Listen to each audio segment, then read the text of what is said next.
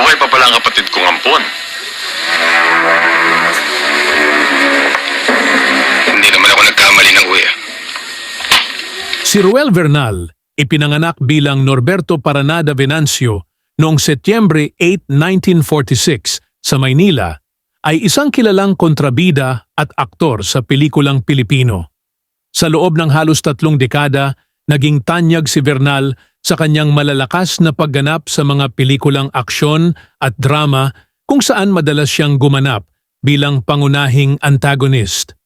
Sa kasaysayan ng pelikulang Pilipino, kilala si Vernal bilang isa sa mga pinakamahusay na kontrabida na nag-iwan ng malalim na marka sa industriya. Umpisahan na natin dito lang sa Pinoy Wisdom.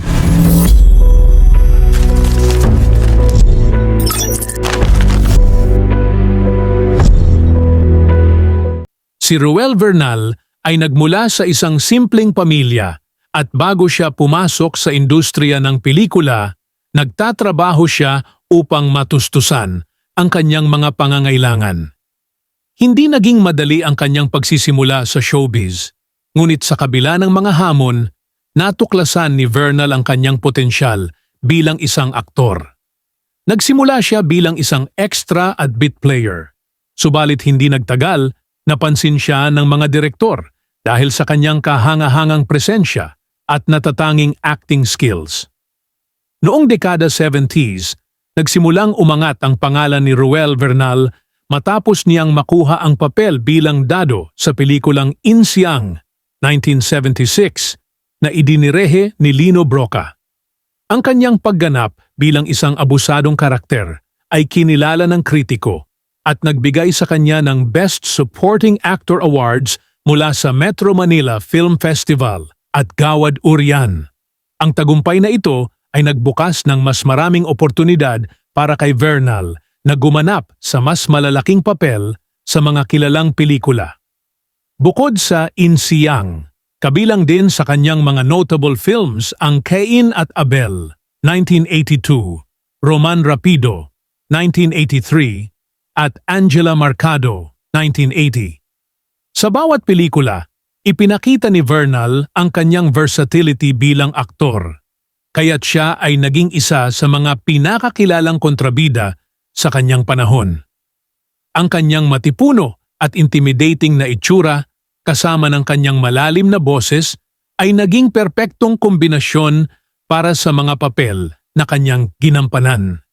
Sa paglipas ng panahon, tulad ng maraming aktor ng kanyang henerasyon, unti-unting humina ang kasikatan ni Ruel Vernal.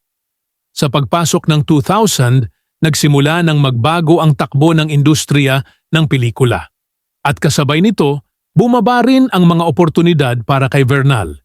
Sa huli, nagpasya siyang magretiro at manirahan ng tahimik, malayo sa mata ng publiko. Sa kabila nito, nananatili siyang isang mahalagang bahagi ng kasaysayan ng pelikulang Pilipino. Si Ruel Vernal ay nag-iwan ng malalim na pamana sa industriya ng pelikula.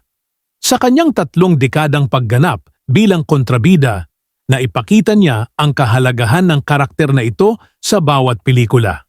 Ang kanyang mga anak, sina Mark at Kevin Vernal, ay sumunod din sa kanyang mga yapak bilang mga artista na nagpapatunay sa impluensya ni Ruel sa kanyang pamilya at sa mga susunod na henerasyon.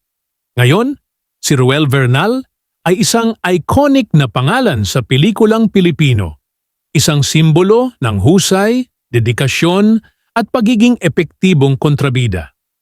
Ang kanyang mga pelikula ay nananatiling buhay sa alaala ng mga manunood at patuloy na nagbibigay inspirasyon sa mga artista at direktor na nagnanais lumikha ng mga makabuluhang pelikula.